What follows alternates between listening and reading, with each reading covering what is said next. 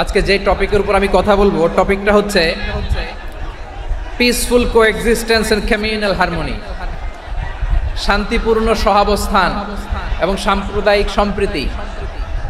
আমাদের বাংলাদেশে সাম্প্রদায়িক সম্প্রীতি আছে না নাই? আবহমান কাল থেকে আমরা মুসলিম, হিন্দু, বৌদ্ধ, খ্রিস্টান, পাহাড়ি, নৃগোষ্ঠী মিলেমিশে একাকার, আমরা সবাই মিলে বাংলাদেশ। আমাদের পারস্পরিক সম্প্রীতি, ভালোবাসা, সৌহার্দ্যপূর্ণ আচরণ, বোঝাপড়া এটা বেশ মজবুত। তবে মাঝে মাঝে আমাদের এই সম্প্রীতির ভেতরে অনেকে ফাটল ধরাতে চায়। আমরা যে সুখে আছি, শান্তিতে আছে, এটা অনেকের ভালো লাগে না। আমাদের মধ্যে সাম্প্রদায়িক সম্প্রীতি, সৌহার্দ্যপূর্ণ আচরণ, ভালোবাসা এটা আবহমান কাল ধরে আছে। তার প্রমাণ আমরা তাফসিরুল মাহফিলের আয়োজন করলে আমাদের হিন্দু ভাইরা ডিস্টার্ব করে না, ঠিক কিনা? এবং আমি যদি বলি হাত তোলেন, হিন্দু ধর্মের কারা কারা এসেছেন, কত শত কত হাজার যে হাত উঠবে, আপনি অবাক হয়ে যাবেন। আমি চাচ্ছি না হাত উঠাতে। So it's our responsibility to present our religion to our non-Muslim brothers and sisters. আমাদের অমুসলিম ভাই বোনদের কাছে ইসলামের সৌন্দর্য তুলে ধরা এটা আমাদের দায়িত্ব। We all are the ambassador of Islam. আমরা প্রত্যেকে দায়িত্বশীল, আমরা প্রত্যেকে এক একজন ইসলামের অ্যাম্বাসেডর। আলহামদুলিল্লাহ বলেন।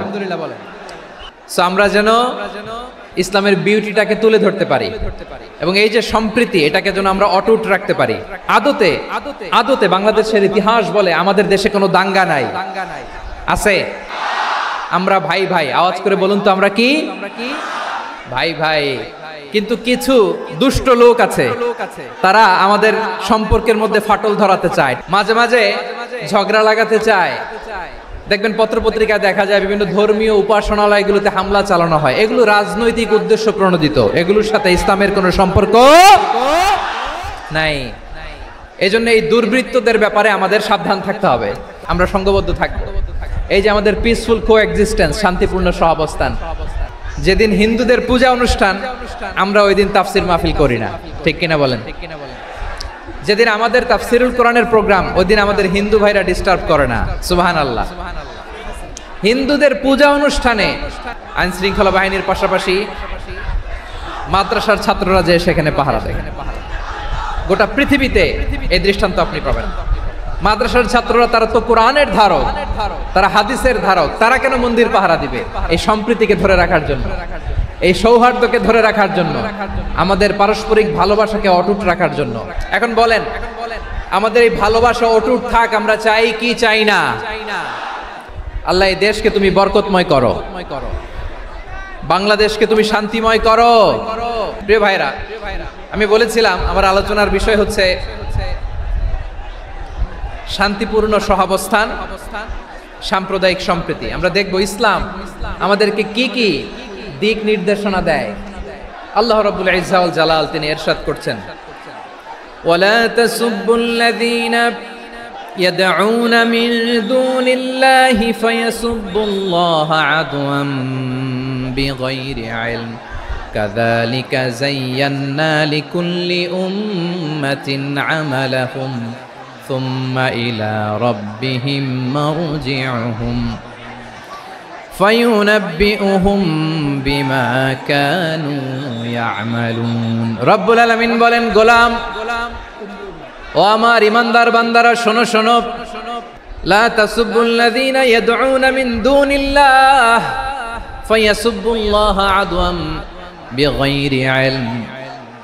ও আমার বিশ্বাসী বান্দারা, যারা আল্লাহকে ব্যতি রেখে দেব দেবীর পূজা করে, তোমরা খবরদার তাদের গালি দিও না। যদি ওই দেবতাদেরকে গালি দাও, তাহলে ভুলবশত, শত্রুতাবশত তারা তোমাদের রব আল্লাহকে গালি দেবে, ঠিক কিনা?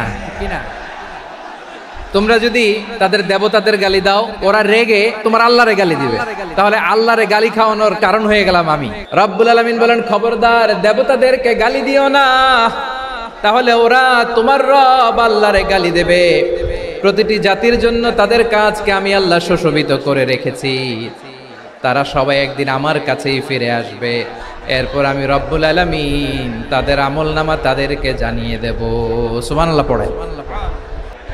তাহলে প্রিয় ভাইরা, ইসলাম আমাদেরকে শিখায় সূরাতুল আনআমের 108 নম্বর আয়াত থেকে আমরা বুঝলাম কোন ধর্মকে ছোট করা যাবে না। অন্য ধর্মকে ছোট করা মানে ইসলামকে ছোট করা। আর অন্য ধর্মের দেবতাকে যদি আপনি গালি দেন, ওরা ইসলাম থেকে দূরে সরে যাবে। যাও ইসলামের প্রতি আকৃষ্ট হয়েছিল আর কোনোদিন ইসলামের ধারে কাছে আসবে না। আওয়াজ করে বলেন ঠিক কিনা? এজন্য কখনো কোনোদিন অন্য ধর্মের দেবতাদেরকে গালি দেয়া যাবে না। অন্য ধর্মের কোন দেবতাদেরকে আমরা গালি দিব না, বরং ইসলামের beauty, the beauty of Islam, ইসলামের সৌন্দর্যকে আমরা তুলে ধরব।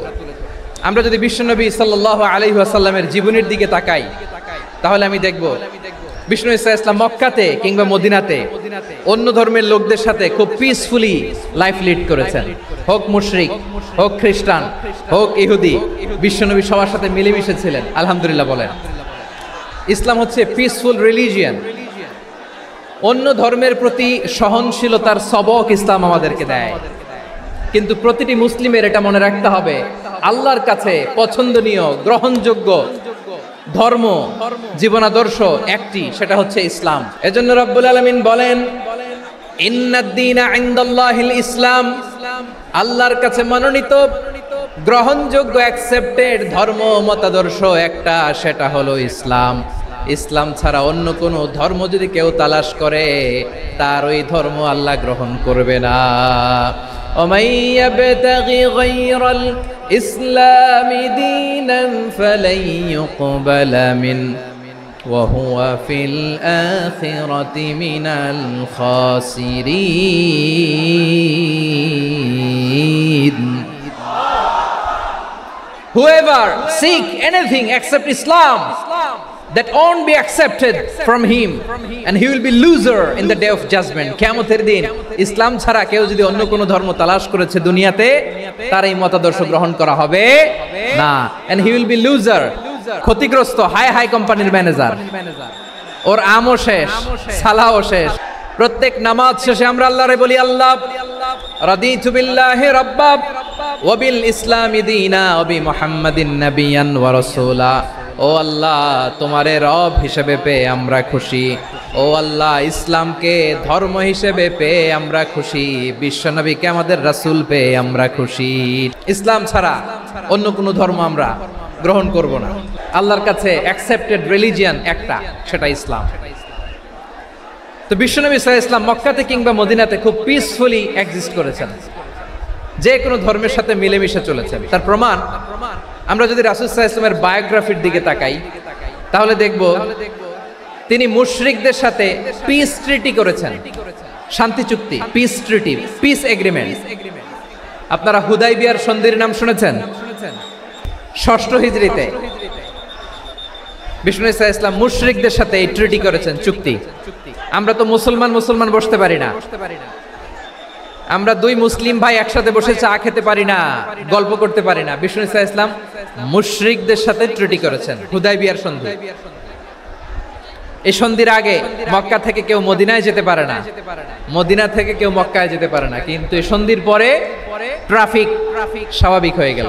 মক্কার লোকেরা মদিনায় আসতে পারে, মদিনার লোকেরা মক্কায় আসতে পারে। এটাকে বলে সুলহে Hudaibiya, the peace agreement of Hudaibiya, শান্তি চুক্তি। আমরা পৃথিবীতে এখন অনেক শান্তি চুক্তির নাম শুনি, এগুলো সব the piece treaty of Hudaibiya থেকে কপি করা। আল্লাহু আকবার। মক্কার পার্ট গেল, পিস এগ্রিমেন্ট করলেন, শান্তি চুক্তি। বিষ্ণু ইসলাম মদিনায় যে কি করলেন? মদিনায় যে বিষ্ণু ইসলাম মদিনা চার্টার করলেন, মদিনা সনদ, সাহিফাতুল মদিনা, এটার বলে মদিনা চার্টার। যে ওয়েস্টে, ইউরোপে, আমেরিকাতে তারা অনেক চার্টার করে, এই সব চার্টার মদিনা চার্টার থেকে কপি করা। আওয়াজ করে পড়েন সুবহানাল্লাহ। বিষ্ণু ইসলাম মদিনায় গেলেন, মদিনাতে মুসলিম, মুশরিক, ইহুদি, এই তিন ধর্মের লোক মিলে সব স্টেক হোল্ডার যারা আছে সবাইকে নিয়ে বিষ্ণু ইসলাম মদিনা চার্টার করলেন, মদিনা সনদ। পড়েন সুবহানাল্লাহ। শুধু তাই নয়, মক্কাতে বিশ্বনবী পিস এগ্রিমেন্ট করলেন, শান্তি চুক্তি মুশরিকদের সাথে। মদিনাতে যে বিশ্বনবী মদিনা চার্টার করলেন, মদিনা সনদ করলেন ইহুদিদের সাথে। আবার মদিনাতে বিশ্বনবী ইহুদিদের সাথে পিস ডায়ালগ করলেন।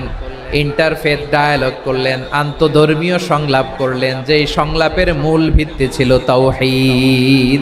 বিশ্বনবী ইহুদিদেরকে ডাকলেন, আহ্বান করলেন, কুল ইয়া আহলাল কিতাবি তাআলাউ ইলা কালিমাতিন সাওয়াইন বাইনানা ওয়া বাইনাকুম আল্লা না'বুদা ইল্লাল্লাহ ولا نشرك به شيئا ولا يتخذ بعضنا بعضا أربابا من دون الله فإن تولوا فقولوا اشهدوا بأننا مسلمون। বিশ্বনবী মদিনার ইহুদিদের ডেকে বললেন, ও ইহুদিরা, শোনো শোনো,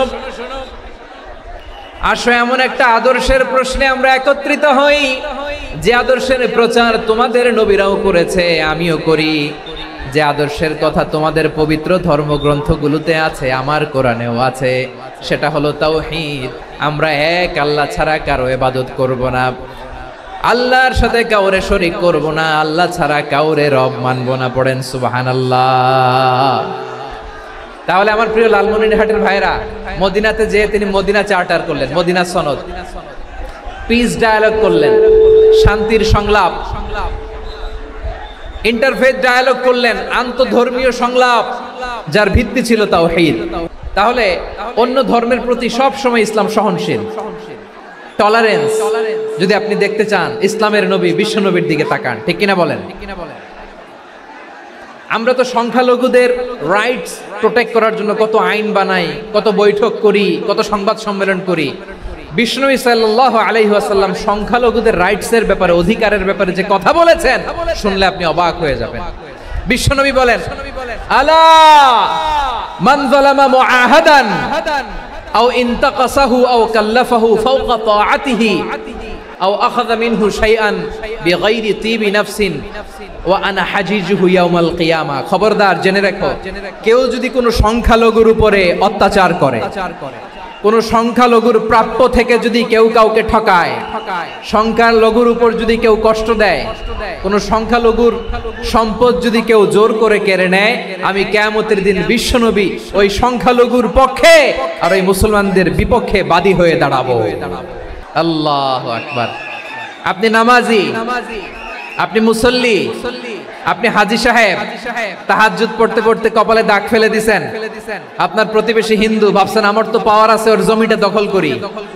বিশ্বনবী বলেন, কিয়ামতের দিন ওই হিন্দুর পক্ষে তোর বিরুদ্ধে আমি বাদী হয়ে দাঁড়াবো। পৃথিবীর কোন ধর্মে এরকম স্টেটমেন্ট পাবেন? পাবেন? আপনি ভাবছেন আপনি নামাজ পড়লে হাজী সাহেব কপালে দাগ ফেলায় দিলে আপনি সেলসেলায় জান্নাতে চলে যাবেন না? খবরদার। বিশ্বনবী বলেন, কোন সংখ্যালঘুর উপর যদি কেউ আক্রমণ করে, তার প্রাপ্য তাকে না দিয়ে যদি তাকে ঠকায়, তার উপর জুলুম করে, তার সম্পদ যদি কেড়ে নেয়, আমি নবী, তুমি মুসলিম হইতে পারো, মুসল্লি হইতে পারো, তার পক্ষে, তোমার বিপক্ষে আল্লাহর দরবারে বাদী হয়ে দাঁড়াবো। যে নবীর সুপারিশ ছাড়া জান্নাতের গেটও দেখা যাবে না, ওই নবী যদি বলে তোর বিপক্ষে আমি বাদী হয়ে দাঁড়াবো, ওই জান্নাতে আর ঢোকার কোনো সুযোগ আমাদের থাকবে? এখানেই শেষ নয়, বিশ্বনবী বলেন, মান কাতালা মুআহাদান, বুখারীর বর্ণনা, মান কাতালা মুআহাদান লাম ইয়ারাহ রাইহাতাল জান্নাহ। কেউ যদি, কোন মুসলিম যদি অন্যায়ভাবে কোনো সংখ্যালঘুকে হত্যা করে, কোনো হিন্দুকে হত্যা করে, কোনো বৌদ্ধরে হত্যা করে, অন্যায়ভাবে কোনো মুসলিম যদি কোনো সংখ্যালঘুরে হত্যা করে, জান্নাতে যাওয়া তো দূরের কথা, ওই মুসলিম জান্নাতের ঘ্রাণও পাবে না।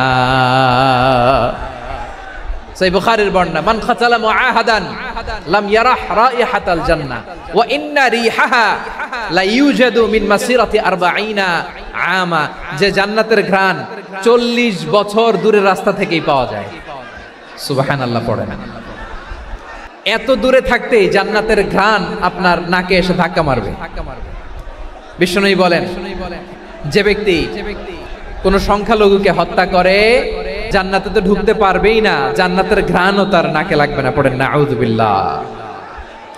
তাহলে সংখ্যালঘুদের ব্যাপারে ইসলামে অধিকার দেয়া আছে না নাই?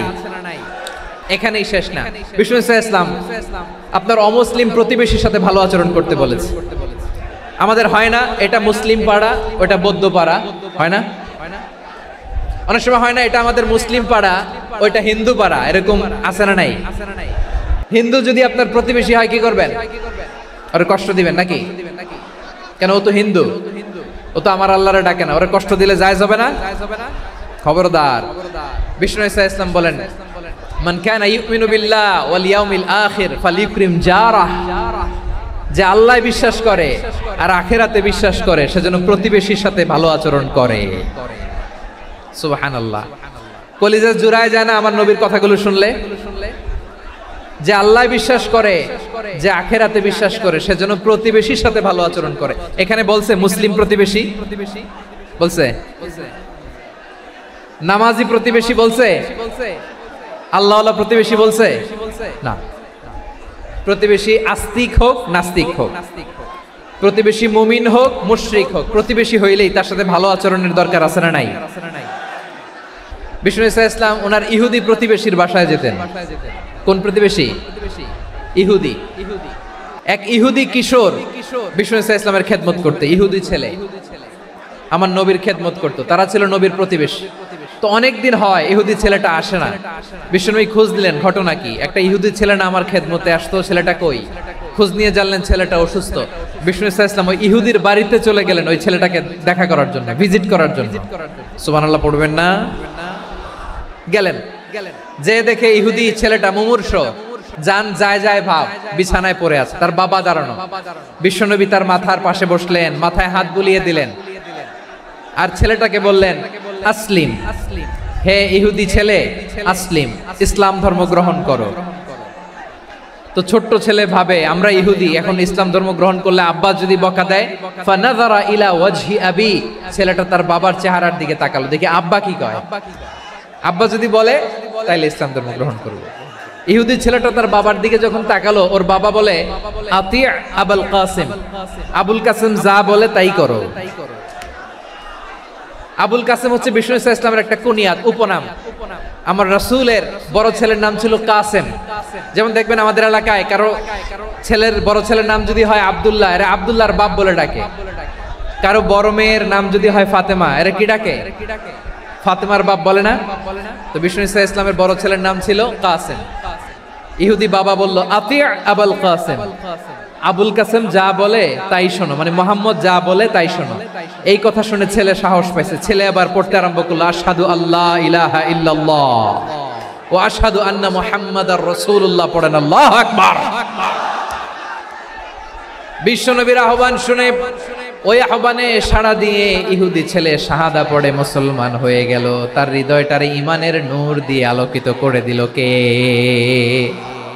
প্রিয় ভাইরা, এবার রাসূল সাল্লাল্লাহু আলাইহি ওয়াসাল্লাম বের হয়ে আসলেন ঘর থেকে আর বললেন, আলহামদুলিল্লাহিল্লাযী আনকাযাহু মিনান নার। প্রশংসা সে আল্লাহর, যে আল্লাহ জাহান্নামে চলে যাচ্ছিল প্রায় এমন একটা লোককে মুহূর্তের মধ্যে কালেমায়ে শাহাদাতের বদৌলতে জান্নাতি বানায় দিলেন। আওয়াজ করে পড়েন সুবহানাল্লাহ। এই হাদিস থেকে আমরা কি শিখলাম? What is the moral of the story? এক নম্বর স্টোরি হলো, প্রতিবেশী ইহুদি হোক হিন্দু হোক, যাবেন, সুসম্পর্ক রাখবেন, উপহার দিবেন, বিপদে পাশে দাঁড়াবেন, তাইলেই তো আপনাদের প্রতি, মুসলমানদের প্রতি তারা আকৃষ্ট হবে। ঠিক কিনা বলেন? আপনি যদি হিন্দুদের সাথে বৌদ্ধদের সাথে নাই মিশেন, নাস্তিকের কাছে নাই যান, তো ইসলামের সৌন্দর্যটা ওরা বুঝবে কেমনে? আমার অনেক হিন্দু পরিচিত ভাই আছে, ওরা আমাদের ইফতারির প্রোগ্রামে এসে একসাথে ইফতারি করে। অনেক মদখোর আমার সাথে বসে একসাথে ডিনার করে, হাফ প্যান্ট পরা, গলায় স্বর্ণের চেইন, হাতে স্বর্ণের ব্রেসলেট, আইসা আমার সাথে ডিনার করছে। আছে এরকম গাঁজাখোর। আমি বলি, আসো, welcome, welcome to my dinner, আসো বসো।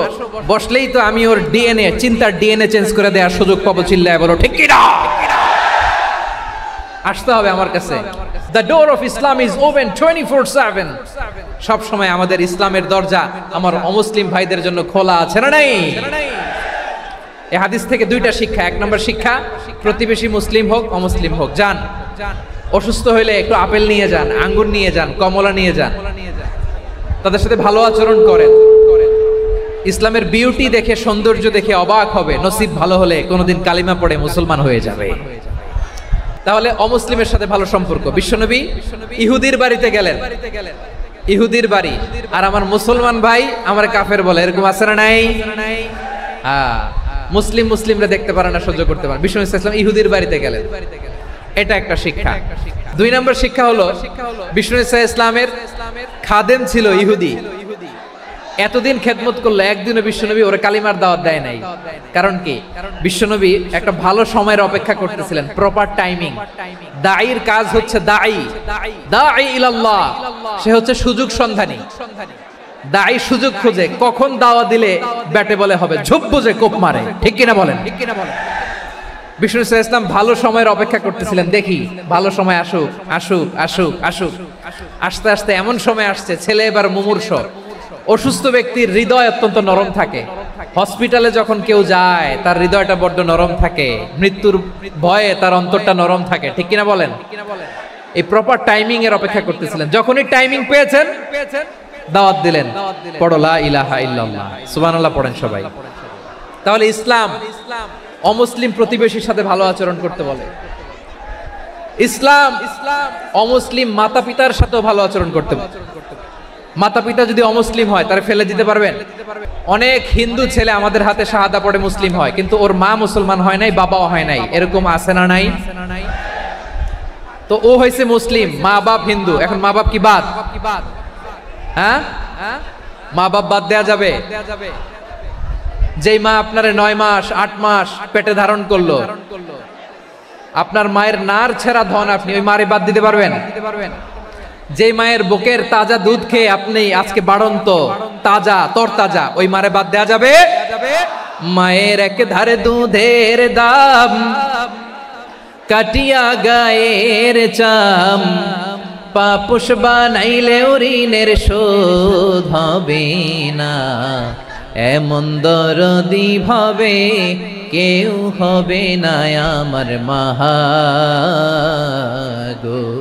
মায়ের এক ধারে দুধের দাম, কাটিয়া গায়ের চাম, পাপুষ বানাইলে ঋণের শোধ হবে না, এমন দরদি ভাবে কেউ হবে না আমার মাগো। মাকে তো বাদ দেয়া যায় না। وقضى ربك ألا تعبدوا إلا إياه وبالوالدين إحسانا। আল্লাহ বলে অবধারিত 2টা ভার্ডিক্ট তোমাদের জন্য, এক আল্লাহর ইবাদত করবা আর মা বাবার প্রতি ইহসান করবা। আদেশটা কার? মা বাবার প্রতি ইহসান করতে হবে। আমার মা হিন্দু হোক ভালো আচরণ করতে হবে, বৌদ্ধ হোক ভালো আচরণ করতে হবে। আমার যে সমস্ত হিন্দু ভাইয়েরা মুসলিম হয়েছে, তোমাদের মা বাবা এখনো মুসলমান হয় নাই, তাদের সাথে ভালো আচরণ করতে হবে। আপনাদের খেদমত নিজে করতে হবে অথবা খেদমতের ব্যবস্থা করাই দিতে হবে। মান্থলি যে খরচ লাগে এটা দিতে হবে। আরে তুমি এখন মুসলিম, তোমার মা বাবা হিন্দু, এখনই তো সুযোগ ইসলামের সৌন্দর্য দেখানো। এখন মা বাবা যদি দেখে আরে এটা হিন্দু থাকতে তো বদমাইশ ছিল, বেয়াদব ছিল, কি এমন ধর্ম সে গ্রহণ করলো যেটা গ্রহণের সাথে সাথে সে পাল্টে গেল, নসিব ভালো হইলে তারাও কালিমা পড়ে মুসলমান হয়ে যাবে। বিষ্ণু ইসলামের স্ত্রীর নাম ছিল আয়েশা রাদিয়াল্লাহু তাআলা আনহা, আবু বকর রাদিয়াল্লাহু তাআলা আনহুর মেয়ে। আবু বকর রাদিয়াল্লাহু তাআলা আনহুর আরেক মেয়ের নাম হচ্ছে আসমা। দুজনই আবু বকর রাদিয়াল্লাহু তাআলা আনহুর মেয়ে, আসমা আর আয়েশা, দুজন বোন, এক মায়ের না, বাবা এক মা দুইজন। আয়েশা রাদিয়াল্লাহু তাআলা আনহার মায়ের নাম উম্মে রুমান, আর আসমা রাদিয়াল্লাহু তাআলা আনহার মায়ের নাম কুতাইলা বিনতে আব্দুল উজ্জা। আবু বকর রাদিয়াল্লাহু তাআলা আনহু 4টা বিয়ে করেছিলেন। তো একই ঘটনা ঘটেছে এই ফ্যামিলিতে। আসমা ইসলাম ধর্ম গ্রহণ করে মুসলিমা, কিন্তু তার মা কুতাইলা মুশরিকা। তার মানে মেয়ে মুসলিম, মা অমুসলিম। ভেজাল আছে না নাই? কিন্তু কুতাইলা আর ধৈর্য ধারণ করতে পারে না। নার ছেঁড়া ধন, কলিজার টুকরা ধন, কলিজার টুকরা সন্তান আসমারে দেখতে বড্ড মন চায়। সাইয়েদনা আসমা রাদিয়াল্লাহু তাআলা আনহা মক্কা থেকে হিজরত করে মদিনায় চলে গেলেন হুদাইবিয়ার পর। যখন মক্কা মদিনার ট্রাফিক স্বাভাবিক হলো, মক্কার লোক মদিনায় যায়, মদিনার লোক মক্কায় আসে। কুতাইলা কলিজার টুকরা সন্তান আসমারে দেখার জন্য কিছু উপহার নিয়ে বিশাল মরুপথ পাড়ি দিয়ে মক্কা থেকে মদিনায় যায়। সুবহানাল্লাহ বলেন। এখন মা আসছে মেয়ের সাথে দেখা করতে, মেয়ে তো আর দেখা দেয় না। মেয়ে ভাবছে আমার মা তো মুশরিকা, অপবিত্রা, তার সাথে কি দেখা দেয়া যাবে? বিশ্বনবীর দরবারে চলে গেলেন। কি সৌভাগ্যবান ছিল তারা, মাসলা জানার দরকার হলেই নবীর দরবারে চলে যেত। ঘরে বউয়ের সাথে ঝগড়া হলে নবীর দরবারে চলে যেত। অনেক সাহাবী বলে আমার পেটে ক্ষুধা লাগলো আমি নবীর কাছে চলে যেতাম, কারণ নবীর চেহারার দিকে তাকালেই আমার পেটের ক্ষুধা মিটে যেত। সাইয়েদানা আসমা রাদিয়াল্লাহু তাআলা আনহা বিশ্বনবীর কাছে চলে গেলেন, যে বললেন ইয়া রাসূলুল্লাহ ইয়া হাবিবাল্লাহ ইন্না উম্মি কাদিমাতুন ইলাইয়া ওয়া হিয়া রাগিবা। আমার মা মক্কা থেকে অনেক দূর মরুর পথ পাড়ি দিয়ে উপহার সামগ্রী নিয়ে মদিনায় আমার সাথে দেখা করতে এসেছে গো নবী। আমার জানতে বড্ড ইচ্ছে হয় আমি আমার মুশরিকা দেখা করতে পারবো কিনা। আফা আসিলুহা, আগে যেমনি আমি আমার মায়ের সাথে ভালো আচরণ করতাম, যেমনি আমি আমার মায়ের সাথে সদাচরণ করতাম গো নবী, এখন আমি মুসলিমা, মা মুশরিকা, এখনো কি আগের মতো সদাচরণ করতে পারবো নাকি? বিশ্বনবী বললেন নাম সিলিহা, হ্যাঁ রে আসমা, অবশ্যই অবশ্যই, আগে ঠিক যেমন তুমি তোমার মায়ের সাথে ভালো আচরণ করতে, এখনো তেমনি আগের মতো ভালো আচরণ করবা। কি ইসলাম আমরা পেয়েছি, কত ব্রড মাইন্ডেড আমাদের ইসলাম, কত ওপেন মাইন্ডেড ইসলাম, কত ওপেন আপ করতে পারে, চিন্তা করতে পারেন? বিষ্ণু বললেন হ্যাঁ অবশ্যই, নাম সুলিহা, আগে যেমনি ভালো আচরণ করছো আসমা, এখন ওইরকমই করো, পারলে আরো বাড়াই করো। তাহলে আমার যে হিন্দু ভাইয়েরা, হিন্দু বোনেরা, ইমানের দৌলতে আপনি ধন্য হয়েছেন, আপনার আম্মা আব্বা এখনো মুসলমান হয় নাই, তাদের জন্য দোয়া করেন, আল্লাহ যেন তাদেরকেও ইমানের দৌলত দান করে। এখন বলেন ইসলাম কি ন্যারো মাইন্ডেড রিলিজিয়ান না ব্রড মাইন্ডেড? কতটা ব্রড মাইন্ডেড দেখেন। বিশ্বনবী সাল্লাল্লাহু আলাইহি সাল্লাম অমুসলিমরা যদি নবীকে উপহার দিত, ওই উপহারও বিশ্বনবী গ্রহণ করতেন। সুবহানাল্লাহ পড়েন। আপনার অমুসলিম বন্ধু যদি উপহার দেয় সেটাও আপনি নিতে পারবেন, যেটা নেওয়া জায়েজ। কিন্তু আপনার বন্ধু যদি আপনার মদের বোতল দেয়, নিতে পারবেন না?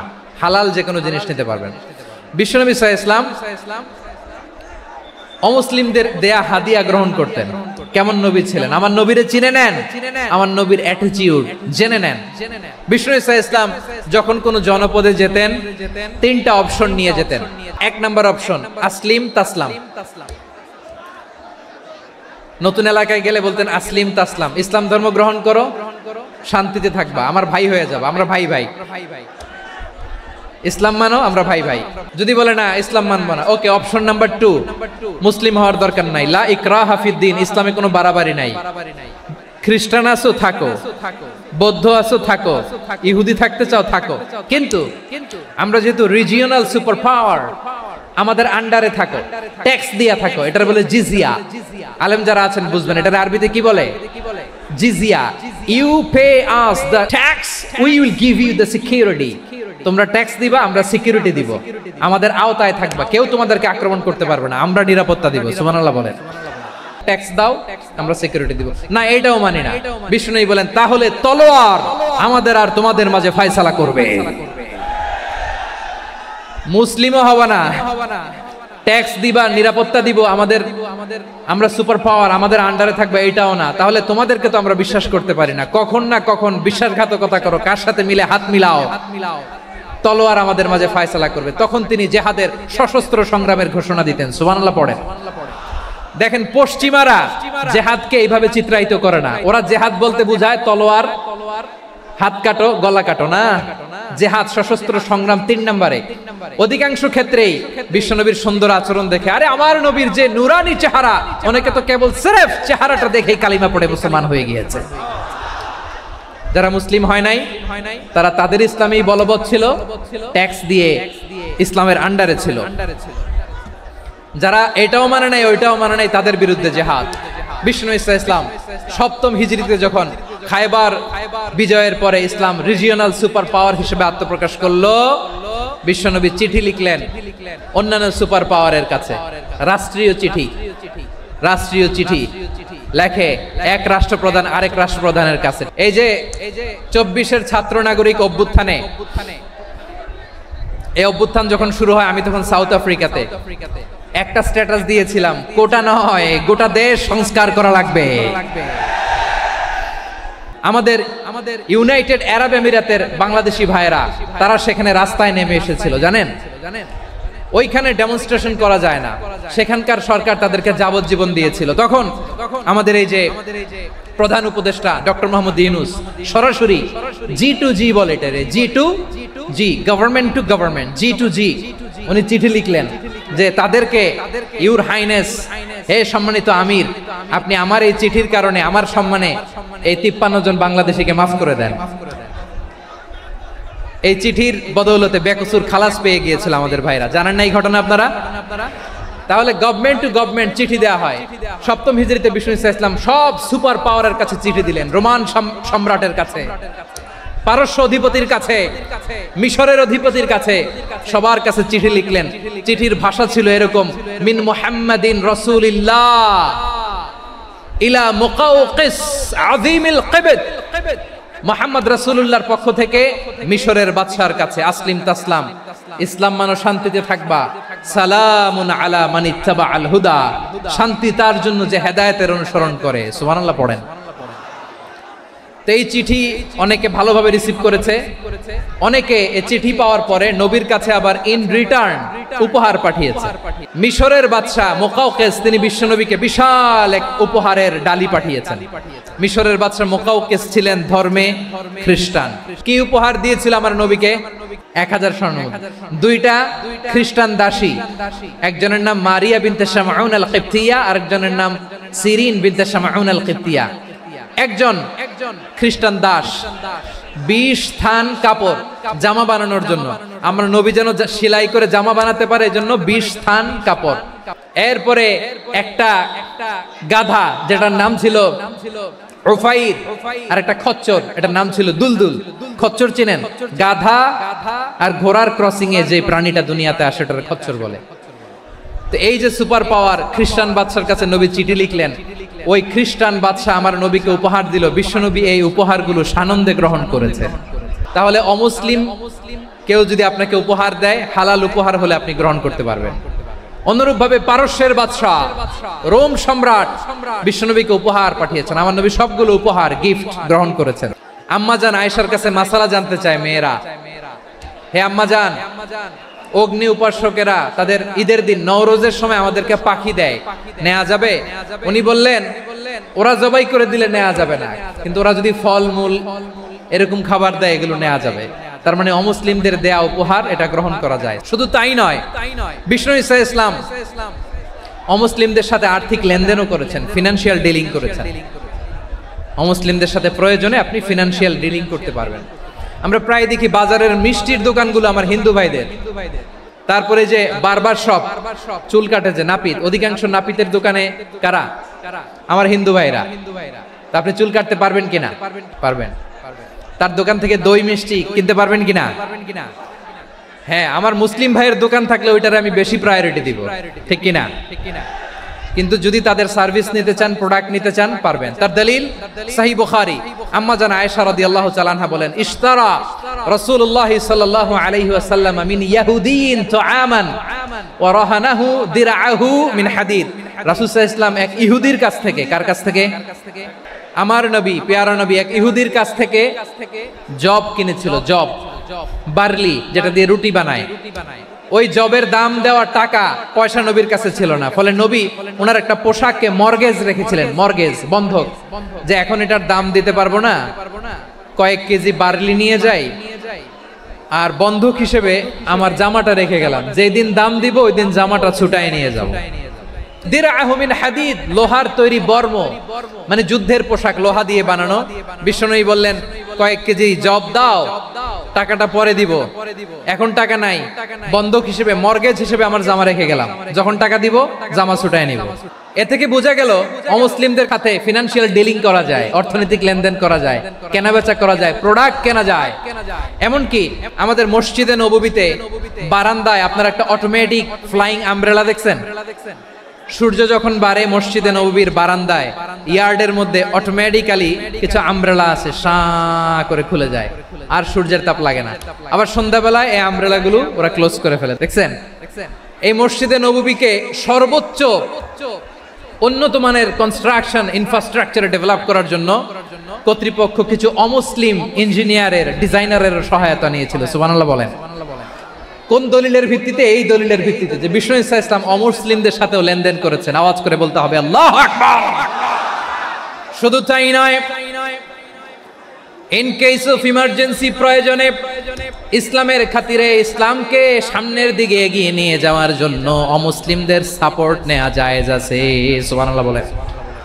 অমুসলিমদের সাপোর্ট নেয়া, তাদের থেকে অর্থ নেয়া, পলিটিক্যাল সাপোর্ট, পলিটিক্যাল অ্যাসাইলাম নেওয়া জায়েজ আছে। আমাদের অনেক বিশ্ববরেণ্য দায়ীরা আমেরিকায় অস্থায়ীভাবে অ্যাসাইলাম নিয়ে থাকে, নিজের দেশে গেলে ফাঁসিতে ঝুলাই দিবে। যুগ যুগ ধরে দায়ীদের উপরে এরকম অত্যাচার আর নির্যাতন আছে না নাই? মিশরের অনেক দায়ীরা পাশ্চাত্যে যেয়ে থাকে। এই যে তারা পলিটিক্যাল অ্যাসাইলাম নিয়ে থাকে, রাজনৈতিক আশ্রয়, এটা জায়েজ আছে না? এটা যে জায়েজ আছে তার প্রমাণ স্বয়ং বিশ্বনবী সাল্লাল্লাহু আলাইহি ওয়াসাল্লাম পলিটিক্যাল সাপোর্ট নিয়েছিলেন অমুসলিমদের কাছ থেকে। আমার ভাইরা, বিশ্বনবীর বয়স তখন প্রায় 51 বছর। কত বছর? বিশ্বনবীর সবচেয়ে কাছের মানুষ খাদিজা রাদিয়াল্লাহু তাআলা আনহা ইন্তেকাল করেছেন। বিশ্বনবী বড্ড কষ্ট পেলেন, হৃদয়টা ভেঙে খান খান। যিনি ঘরের ভেতরে বিশ্বনবীকে সান্ত্বনা দিতেন, ভালোবাসা দিতেন, বাইরে গেলে কুরাইশরা বকাঝকা করে, অত্যাচার করে, কিন্তু আম্মাজান খাদিজা রাদিয়াল্লাহু তাআলা আনহা ঘরটারে এমন শান্তির নীড় বানায় রেখেছেন, এই ঘরের ভিতরে ঢুকলে বিশ্বনবীর কলিজাটা ঠান্ডা হয়ে যেত। এজন্য রব্বুল আলামিন বলেন, খাদিজা, ও আমার বান্দি খাদিজা, জান্নাতে এমন স্পেশাল একটা ঘর আমি তোমার জন্য রেডি করে রেখেছি। ওই ঘরের মধ্যে কোনো আওয়াজ নাই, ওই ঘরের মধ্যে কোনো নয়েজ নাই, ওই ঘরে কোনো বিশৃঙ্খলা নাই। কারণ মক্কার জমিনে আমার নবী কুরাইশদের বিশৃঙ্খলা, নয়েজ আর ঝামেলাগুলোকে উপেক্ষা করে যখন তোমার ঘরের ভিতরে ঢুকতো, ঘরটারে তুমি শান্তির নীড়, ঠান্ডা, নীরব, নিস্তব্ধ, নিঝুম আর শান্তির নীড় বানিয়ে রেখেছো।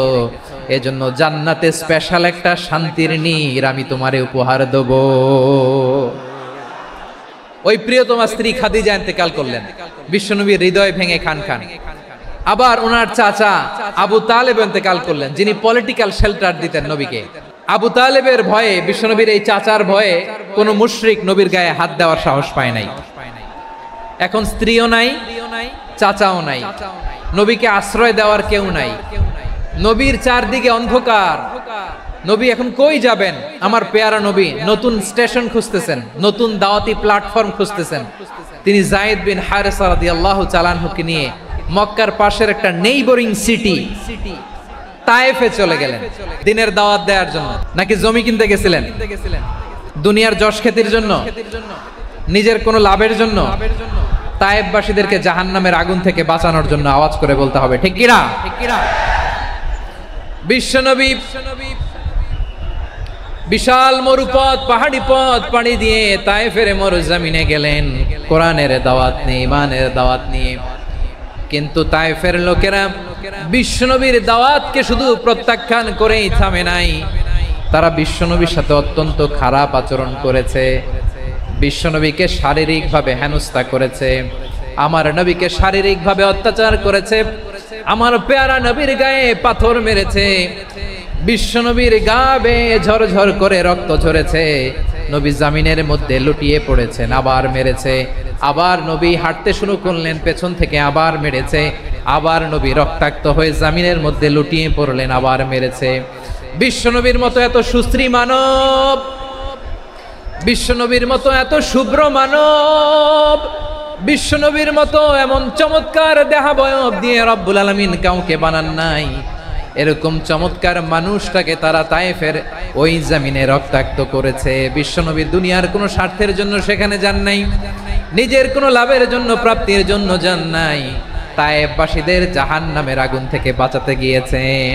খেয়ে না খেয়ে দ্বীনি প্রচারের কাজে নিজেকে দিয়েছ বিলিয়ে, তায়েফের কাফিরেরা চিনল না সে আলো, দুষ্ট ছেলেদের পিছু দিল লেলিয়ে, পাথরের আঘাতে ক্ষত বিক্ষত হয়ে সারা শরীর থেকে রক্ত ঝরে। হে রাসূল তোমাকে ভুলি আমি কেমন করে, হে রাসূল তোমাকে ভুলি আমি কেমন করে। পারেন না আপনারা?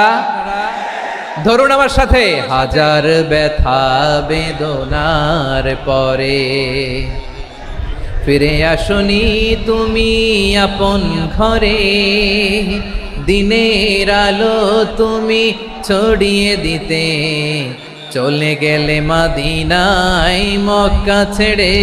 হে রাসূল তোমাকে ভুলি আমি কেমন করে, হে রাসূল তোমাকে ভুলি আমি কেমন করে।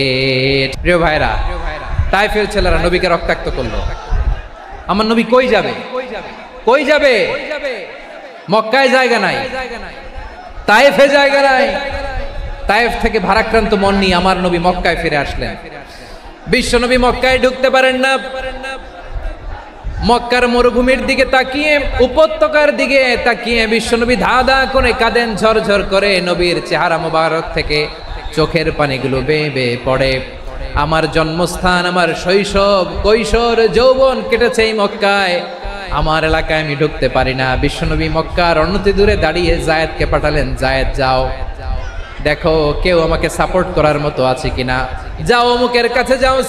জায়েদ গেলেন, তারাও প্রত্যাখ্যান করে ফিরিয়ে দেয়। বিশ্বনবী বললেন যাও অমুক লোকের কাছে যাও, তিনিও প্রত্যাখ্যান করে ফিরিয়ে দিলেন। কেউ বিশ্বনবীকে আশ্রয় দিতে রাজি হয় না।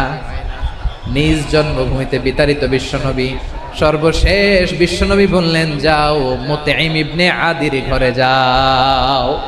মুতঈম ইবনে আদি মুশরিক, তার কাছে যাও। গেলেন, মুতঈম ইবনে আদি রাজি হয়ে গেল। দেখেন অনেক বিপদের সময়ও আমি নিজে সাক্ষী, সামাজিকভাবে রাজনৈতিকভাবে কত ঝঞ্ঝা, কত ষড়যন্ত্র, কত কনস্পাইরেসি পাড়ি দিয়ে আমাদেরকে সামনে এগিয়ে যেতে হয়।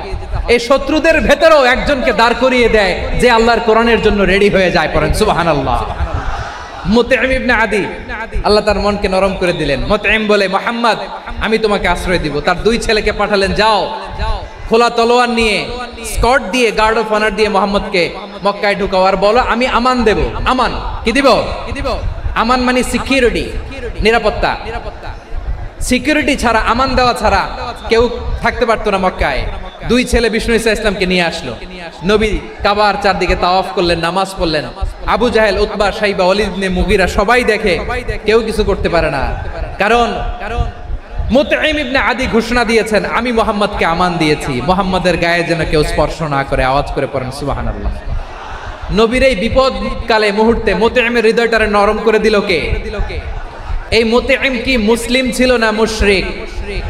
তাহলে মুশরিকের কাছ থেকে নবী পলিটিক্যাল অ্যাসাইলাম, আধুনিক রাষ্ট্রবিজ্ঞানের ভাষায় পলিটিক্যাল অ্যাসাইলাম, যেটাকে বলে রাজনৈতিক আশ্রয়, ওনার আমান বা নিরাপত্তার এই ঘোষণায় তিনি মক্কায় ঢুকলেন। যতদিন নিরাপত্তা ছিলেন। মুতঈম যখন মারা গেল, বিষ্ণু ইসলাম হিজরত করে মদিনায় চলে গেলেন। সুবহানাল্লাহ। কিন্তু মুতঈম যে বিশ্বনবীর উপকার করছে এটা বিশ্বনবী ভুলে নাই। আমাদের অনেকে আছে উপকার করার পরে আর খেয়াল থাকে না, এরকম আছে না নাই? আমার নবী ভুলে নাই। বদরের প্রান্তরে 70 জন কাফেরকে যখন বন্দী করে বিশ্বনবীর সামনে হাঁটু গেড়ে দাঁড় করানো হলো, বসানো হলো, 70 জন কাফের। কয়জন? বিশ্বনবী তাদের দিকে তাকিয়ে বললেন, সহিহ বুখারীর বর্ণনা, লাউ কানাল মুতঈম ইবনে আদি হাইয়ান সুম্মা কাল্লামানি হাউলা ইন্নাতনা লা তারাকতুহুম লাহু। বদরের প্রান্তরে 70 জন বন্দী কাফিরের দিকে তাকিয়ে আমার নবী বললেন, আজকে মুতঈম ইবনে আদি যদি বেঁচে থাকতো আর তোমাদের 70 জনের ব্যাপারে যদি মুতঈম এক বাক্যে একটা সুপারিশ করত, তার সম্মানে আজকে তোদের সবাইকে আমি মাফ করে দিতাম।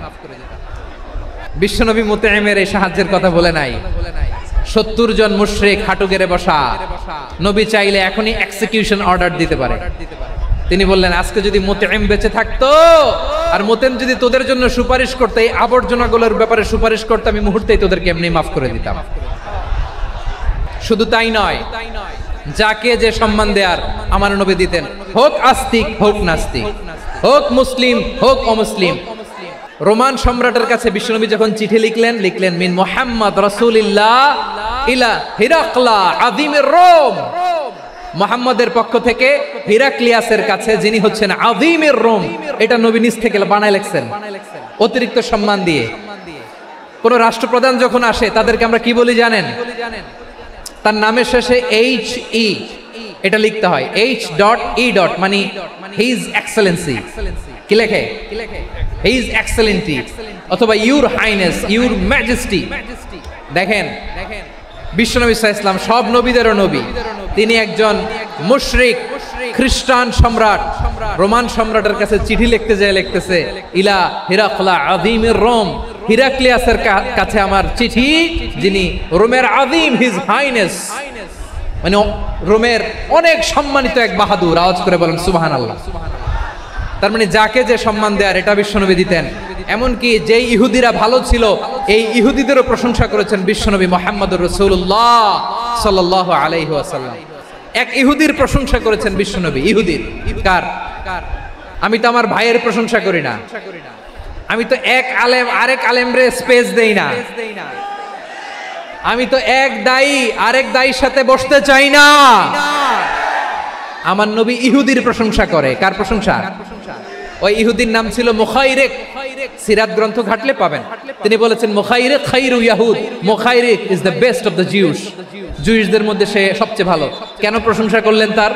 এর কারণ মদিনা চার্টারে কথা ছিল সব ধর্মের মুসলিম মুশরিক ইহুদিরা মিলে মদিনাকে রক্ষা করবে।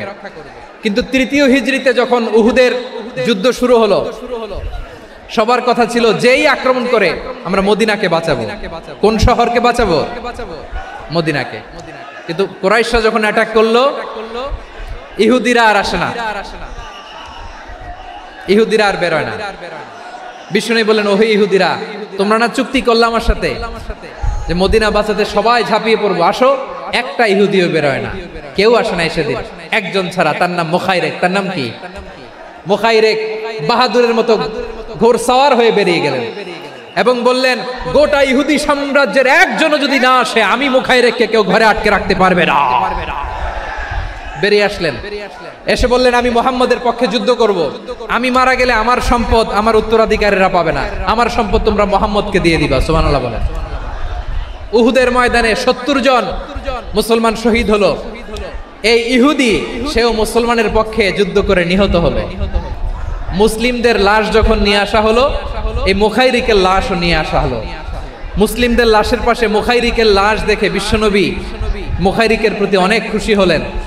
আর বিশ্বনবী খুশি হয়ে বললেন মুখাইরিক খায়রু ইয়াহুদ, মুখাইরিক যদিও তুমি ইহুদি তারপরে তুমি সব ইহুদিদের মধ্যে সেরা ইহুদি। পড়েন সুবহানাল্লাহ। আমার নবী ইহুদিকেও সম্মান দিতে কার্পণ্য করে নাই। আওয়াজ করে বলেন আল্লাহু আকবার। এজন্য অমুসলিম হইলেই তারা আমাদের শত্রু নয়। শত্রু কারা? যে সমস্ত অমুসলিম আমাদেরকে নিশ্চিহ্ন করে দিতে চায়, যে সমস্ত অমুসলিম আমাদের ভূখণ্ড থেকে আমাদেরকে তাড়িয়ে দিতে চায়, যে সমস্ত অমুসলিম আমার ধর্ম নিয়ে তুচ্ছতাচ্ছিল্য করে চিল্লায় বলেন ঠিক কিনা, তারা আমাদের শত্রু। সাধারণ অমুসলিমরা আমার শত্রু নয়। এই যে হিন্দুরা থাকে এরা আমার ভাই, বৌদ্ধরা আমার ভাই, খ্রিস্টানরা আমার ভাই, ইহুদিরা আমার ভাই। তারা দিনই ভাই নয়, তারা মায়ের পেটের ভাই নয়, তারা মানবিক দিক থেকে ভাই। ও মানুষ, আমিও মানুষ, ইসলাম মানুষকে সম্মান করে। সাধারণ অমুসলিম আমাদের শত্রু নয়। আপনি জানেন নিউ ইয়র্কে, আমি তো নিউ ইয়র্কে ছিলাম অনেকদিন, ওখানে ফিলিস্তিনিদের পক্ষে যখন আমরা মিছিল করেছি অনেক ইহুদি আমাদের সাথে মিছিলে দাঁড়িয়েছে। কারণ ওরাও জানে এই ভূখণ্ড ফিলিস্তিনিদের ভূখণ্ড। আওয়াজ করে বলো লালমনিরহাট ঠিক কিনা। তো তারা কি আমাদের শত্রু? না। অনেক খ্রিস্টান আমাদের সাথে আমাদের স্বার্থ রক্ষায় আমাদের পাশে দাঁড়িয়েছে। খেয়াল রাখবেন হিন্দু আর হিন্দুত্ববাদ এক নয়, ইহুদি ধর্ম আর জায়নিজম এক নয়। এই যে ফিলিস্তিনের ভাইয়েরা তারা তাদের স্বাধীনতা সংগ্রামের জন্য লড়াই করছে, করে যাচ্ছে, আমরা এটাকে সমর্থন জানাই। চিল্লায় বলো ঠিক কিনা। কাশ্মীরের ভাইয়েরা স্বাধীনতার জন্য সংগ্রাম করছে, আমরা সেই সংগ্রামকে সমর্থন জানাই। যারাই আমাদের ইসলামকে নিশ্চিহ্ন করতে চায় তাদের বিরুদ্ধে আমাদের সংগ্রাম। ওই সমস্ত দুর্বৃত্তদের সাথে আমাদের কোনো সম্পর্ক নাই। আমরা যদি ঐক্যবদ্ধ থাকতে পারি ওই দুর্বৃত্তরা চান্স পাবে না। আবু তালেব নবীর চাচা, মুশরিক, মারা গিয়েছে মুশরিক অবস্থায়, কিন্তু আজীবন আমার নবীকে আগলে রেখেছে, আমার নবীকে সাপোর্ট করেছে, ভালোবেসেছে। আবু জাহেল মুশরিক, মারা গিয়েছে মুশরিক হিসেবে, আজীবন আমার নবীর বিরুদ্ধাচারণ করেছে। আবু জাহেলের শক্তি, সামর্থ্য, স্ট্র্যাটেজি, প্ল্যান সব আমার নবীর বিরুদ্ধে ছিল। এই আবু জাহেলের কারণে একটা দিন শান্তিতে আমার নবী মক্কায় ঘুমাতে পারে নাই। চিল্লায় বলেন ঠিক কিনা? এজন্য রব্বুল আলামিন বলেন, লা ইয়ানহাকুমুল্লাহু আনিল্লাযীনা লাম ইউকাতিলুকুম ফিদ-দীনি ওয়া লাম ইখরিজুকুম মিন দিয়ারিকুম আন তাবাররুহুম ওয়া তুকসিতু ইলাইহিম ইন্নাল্লাহা ইউহিব্বুল মুকসিতিন।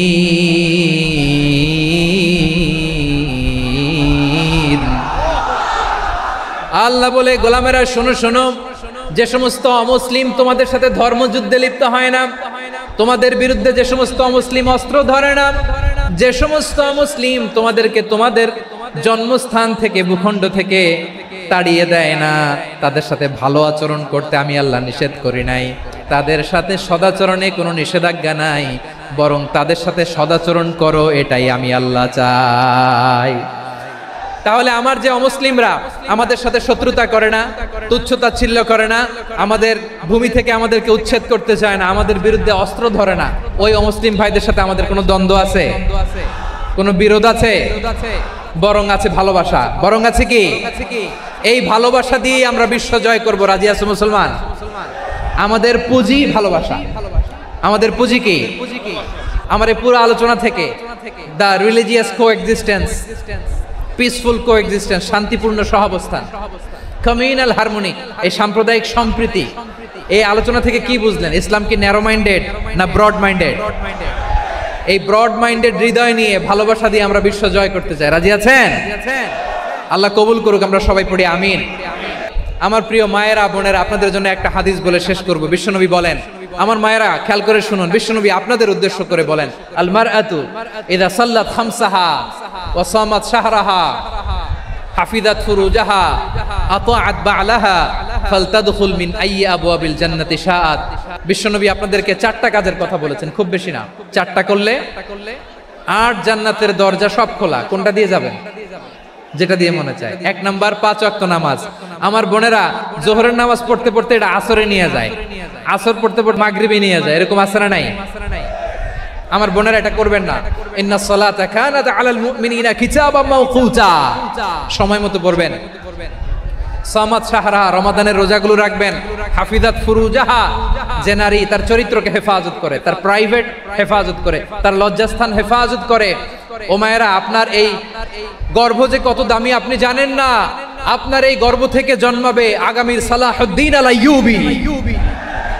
আপনার গর্ভ থেকেই জন্মাবে ইমাম আল মাহদি আল মুনতাজার।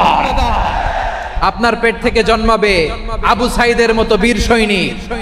আপনার পেট থেকে জন্মাবে মুগ্ধের মতো বীর মুজাহিদ। আপনি জানেন না কে আসবে আপনার পেট থেকে। সময়টাকে কাজে লাগান, ইসলামকে বুঝেন, মানেন, আমাদের ইসলামিক লেকচারগুলো শোনেন। আমরা যে বার্তাগুলো, ইনস্ট্রাকশনগুলো, দিক নির্দেশনাগুলো আপনাদের খেদমতে রাখি, এগুলো মেনে চলুন। আপনিই পারেন আপনার ঘরটাকে জান্নাতের টুকরা বানাতে। একটা family, it's a very big institution and you are the MD, the managing director of this institution. চিল্লায় বলেন ঠিক কিনা? চাইলেই পারেন ঘরটারে জান্নাতের টুকরা বানাতে। 5 ওয়াক্ত সালাত, রমাদানের রোজা, নিজের চরিত্রের হেফাজত, ও আতাআত বা'লাহা, স্বামীর আনুগত্য। এটাতে অনেকে ভুল করে থাকে। হায় রে আমার বোনেরা, স্বামীর আনুগত্যকে এটা নিজের অপমান মনে করবেন না। আপনার স্বামী আপনার সবচেয়ে বড় গার্ডিয়ান, তিনি আপনার সবচেয়ে ভালো চায়। নারী কখনো গার্ডিয়ানশিপের বাইরে থাকতে পারে না। হয় আপনি বাবার গার্ডিয়ানশিপের ভেতরে, বাপ না থাকলে ভাই আপনার গার্ডিয়ান, ভাই না থাকলে চাচা গার্ডিয়ান, বিয়ের পরে আপনার স্বামী আপনার গার্ডিয়ান। শরিয়া সম্মত স্বামীর আদেশগুলো আপনি মেনে চলবেন, কিন্তু শরিয়া বিরুদ্ধ কোনো আদেশ মানতে আপনি বাধ্য নয়। এই 4টা কাজ যদি কোনো নারী করে, বিশ্বনবী বলেন জান্নাতের 8টা দরজা খোলা। তোমার যেটা দিয়ে মনে চায় সেটা দিয়ে জান্নাতে তুমি এন্ট্রি নিতে পারবা।